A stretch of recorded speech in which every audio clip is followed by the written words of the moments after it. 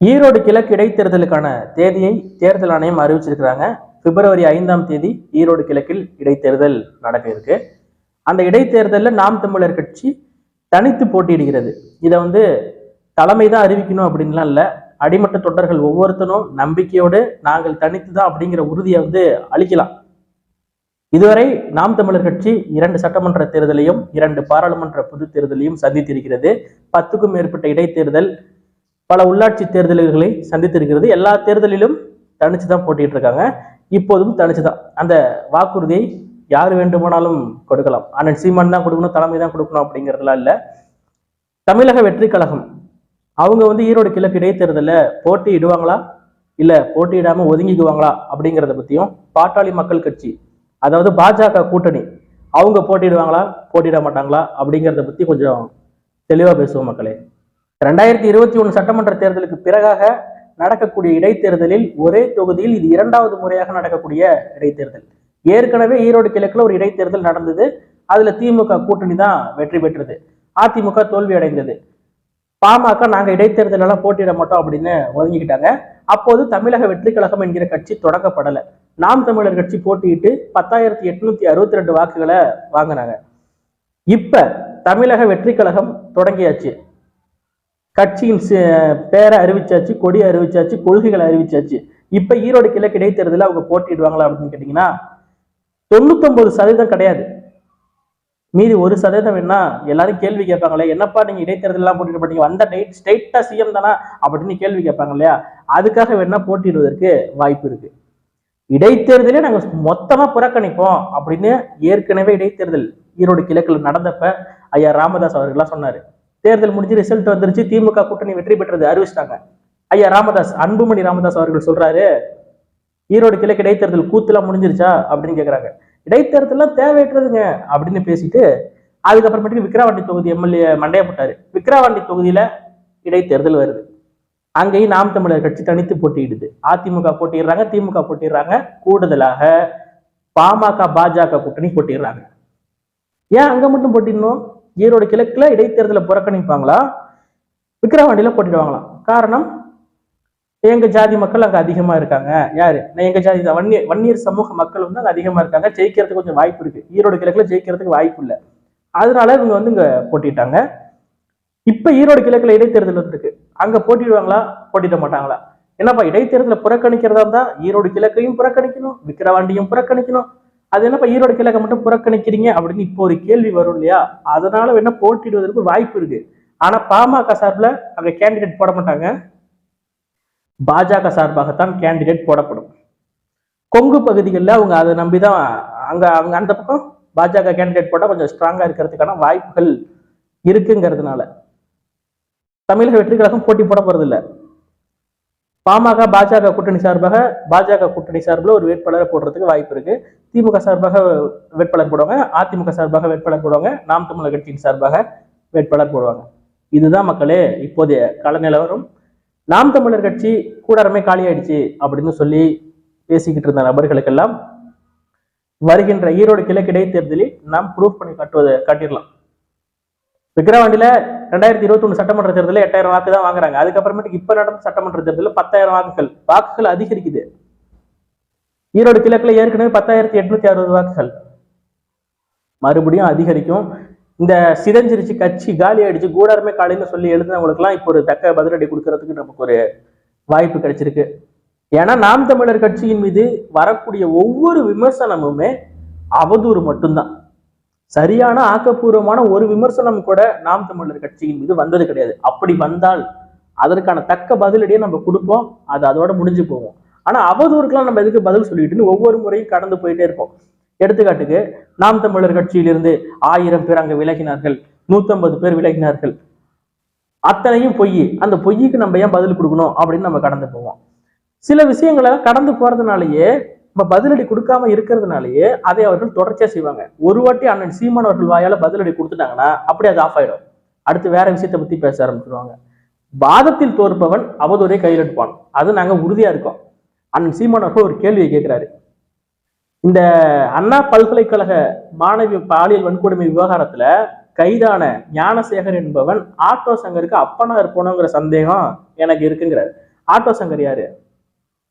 First சாராயம் காய்ச்சினா police துணையோட, அடுத்து விபச்சாரம் பண்றான் பெண்களை வச்சு. அந்த பெண்களை பெரிய பெரிய எம்எல்ஏ எம்பி இவங்களுக்குலாம் வந்து சப்ளை பண்ணக்கூடிய ஒரு தொழிலை செஞ்சுக்கிட்டு பெரிய லெவல்ல பண்ணிக்கிட்டு இருக்கான். அது மூலயமா பல வருமானம் அவனுக்கு, லோக்கல் ஸ்டேஷன் எல்லாத்துக்கும் செட்டில்மெண்ட் பண்றது. அப்படியேப்பட்ட ஆட்டோ சங்கர் அவன் எப்படி பெரியலானா, அதுக்கப்புறம் அவன் எப்படி தூக்கில போட்டாங்க, எல்லா வரலாறும் எங்களுக்கு தெரியும். பார்க்காதவங்கன்னா C5ல கூட ஆட்டோ சங்கர்னு வெப் சீரிஸே இருக்கு, 10 எபிசோடு பாருங்க. அந்த மாதிரி நபர்கள் இங்க இருக்கதான் செய்வாங்க, நம்ம கண்ணுக்கு தெரியாது. இது எல்லாமே அண்டர் கிரவுண்ட்ல நடக்கிற விஷயம். யாரை காப்பாத்துறதுக்காக இத்தனை பேர்த்துக்கு வல்லூர் படத்துல வச்சு அண்ணன் சீமானை கைது பண்றீங்க? பாலியல் குற்றம் நடந்திருக்கு, அதை கண்டிக்க வரோம், அதை கண்டிச்சு ஒரு கண்டன ஆர்ப்பாட்டம் நடத்துறோம், அதுக்கு அனுமதி இல்லை, வர வர கைது பண்ணி எல்லாத்தையும் உள்ள போட்டு இருக்கீங்க. யாரை காப்பாற்றுவதற்கு? யாரை காப்பாற்றுவதற்கு? நாம் தமிழர் கட்சியின் கூடாரம் காலி என்றால் எதற்காக 500க்கும் மேற்பட்ட காவல்துறை வல்லூர் படத்துல வச்சு வந்து இறங்குற நபர்களை எல்லாத்தையும் தொடர்ச்சியா கைது பண்றாங்க? ஒரு ஆளை கைது பண்ணாலும் ஒரு ஆளுக்காக ஒரு பஸ் எடுத்துட்டு போய் அவரை அங்க போய் அடைச்சிட்டு வராங்க. ஒரு ஆளுக்கு ஒரு பஸ்ஸா?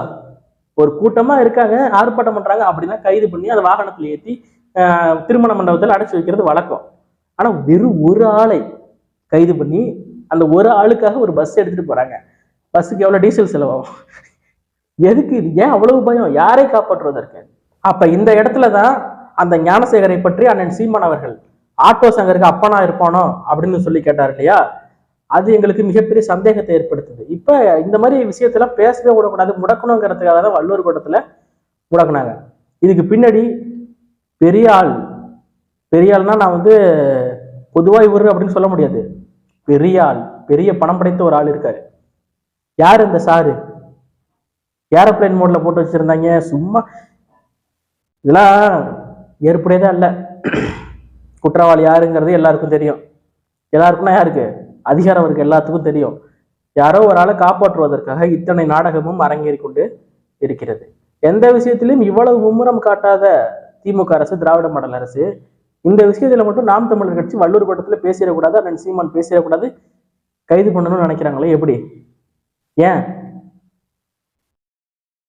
இதுல பெரியாரை இழிவுபடுத்தும் சீமானை கண்டித்து வல்லூர் கூட்டத்தில் தோழர் சுபவி அவர்கள் எதை மடைமாற்றுவதற்காக அவதூறுக்கு பிறந்தவர்கள், இவர்களெல்லாம் அவதூறுக்கு பிறந்தவர்கள், அவதூறு அள்ளி தெளிக்கணும். இங்க அண்ணா பல்கலைக்கழக மாணவிக்காக பல எதிர்கட்சிகள் போராடும் போது திடீர்னு பார்த்தா திருச்சி எஸ்பி டிஐஜி வருண்குமார் அவர்கள் சீமான் அவர்களை பற்றி பத்திரிகையாளர் சந்திப்பு நடத்துறாரு. ஒரு தொழிலதிபர் என்கிட்ட மன்னிப்பு கேட்க தொழிலதிபர் மூலமா வந்தாரு அப்படின்னு சொல்லி எல்லாத்தையும் அப்படி மொத்தமா திசை திருப்பி எங்க இருந்து அப்படியே எங்கேயோ கொண்டுட்டு போறாங்க. திடீர்னு பார்த்தா ஞானசேகர் மேலே நாங்க குண்டாஸ் போட்டோம், ஞானசேகர் மேல நாங்க குண்டாஸ் போட்டோம், அவர் வீட்டுல ரைடு நடத்தினோம், பல இதை விட பல குற்றங்கள் இருக்கு அவன் பின்னாடி அப்படின்னு சொல்றாங்க. இப்ப இந்த விஷயத்துல அவரு யார்கிட்ட பேசினார், அந்த சார் யார்? இதை மட்டும்தான் எல்லாரும் மக்கள் கேட்கறாங்க. அவன் எவ்வளவு பெரிய குற்றவாளியா இருக்கட்டும், அது பல வழக்குகள் நிலுவையில் இருக்கிறதா சொல்றாங்க. ஏற்கனவே கைதா இருக்கிறாரு ஞானசேகருங்கிறதையும் சொல்றாங்க. அது எங்களுக்கு தேவையில்லை. இன்னைக்கு இருக்கக்கூடிய பிரச்சனையை பத்தி பேசணும், அதை அப்படியே திசை திருப்பி எங்கேயோ கொண்டுட்டு போவாங்க. இதுதான் வந்து தொடர்ச்சியாக நடந்துகிட்டு இருக்கு. மீண்டும் மீண்டும் பாத்தீங்கன்னா பாதிக்கப்படுவது பொதுமக்கள் தான். பொங்கலுக்கு 5000 தரேன்னு சொன்னாங்களா இல்லையா? தந்தாங்களா? 2500 எடப்பாடி பழனிசாமி அவர்கள் அரசு கொடுத்தது, அதிமுக அரசு கொடுத்தது. அது பத்தாது, மேற்கொண்டு ஒரு 2500 போட்டு 1500 போட்டு 5000 கொடுங்கன்னு சொன்னது யார்? ஐயா ஸ்டாலின் அவர்கள் தான். மது ஒழிப்பு பற்றி பேசியது அம்மையார் கனிமொழி தான். இன்னைக்கு போய் கேட்டா என்ன சொல்லுவாங்க? தேசிய அளவுல மது விலக்கு கொண்டுட்டு வாங்க அப்படிம்பாங்க. இந்தியா அதுக்கு ஒன்றிய அரசு தான் காரணம், அவங்க தேசிய அளவுல கொண்டு வந்தா நாங்களும் மூடிடுவோம் அப்படிம்பாங்க. நம்பாதீங்க மக்களே, நம்பவே நம்பாதீங்க. இன்னைக்கு தமிழ்நாட்டு அரசியல்ல திமுக என்கிற பாசிச கட்சியை ஆட்சி அதிகாரத்திலிருந்து அப்புறப்படுத்த வேண்டும் என்று அனைத்து எதிர்கட்சிகளும் போராடுது. மக்கள் எல்லாரும் விரும்புறாங்க. இப்படி இருக்கக்கூடிய சூழல்ல இன்னைக்கு இடைத்தேர்தல் வருது. இன்னும் 1 மாசம் இருக்காது, எப்படி மறந்துடுவாங்கங்கிறியா? ஜனவரி 7 தான், பிப்ரவரி 5 தான் தேர்தல். அதுக்கட்டி நாங்க வேற ரூட் எடுத்து ஆளுநர் பாத்தீங்களா வெளிநடப்பு செய்து விட்டார். தமிழ்நாட்டுக்கு நிதி கொடுக்கவில்லை மத்திய அரசு, பாத்தீங்களா ஒன்றிய அரசு நம்மளை வஞ்சிக்கிறது அப்படின்னு சொல்லி நாங்க ஏதாவது மடைமாற்றோம்ல. உங்களால ஏமாத்தா எனக்கு 1 மாசம் போதாதா? 70 ஆண்டு கால திராவிட அரசியல்ல 5 வருஷம் நீ 5 வருஷம் நான் அப்படின்னு மாத்தி மாத்தி ஆண்டிருக்கோம்னா எப்படி? 5 வருஷத்துல இவன் செஞ்ச தப்ப நீ மறந்துடுவ, அடுத்த 5 வருஷத்துல அவன் செஞ்ச தப்ப நீ மறந்துடுவ. நீ மறந்துகிட்டே இருப்ப, திரும்ப திரும்ப நாங்க வந்துகிட்டே இருப்போம். அப்படிதான் உன்னை ஏமாத்தலாம். 1 மாசம் அதிகம், 2 நாள் போதும் ஒரு விஷயத்தை மொத்தமா நடைமாற்றி திசை மாற்றி உன் மண்டையை கொலை போடுறதுக்கு. அப்படி குழம்பக்கூடாது, சிதறக்கூடாது, பதறக்கூடாது. நம்ம பதர்கள் இல்ல, நெல்மணிகள் அப்படின்னு உனக்குள்ள நீயே நினைச்சுக்க. பதர் தான் காத்தடிச்ச திசையெல்லாம் பறந்துகிட்டு இருக்கும். உறுதியா இருக்கணும். திராவிட முன்னேற்ற கழகத்தை இந்த மண்ணிலிருந்து அப்புறப்படுத்தாமல் தூய அரசியலை கொண்டுட்டே வர முடியாது. நன்றி, வணக்கம்.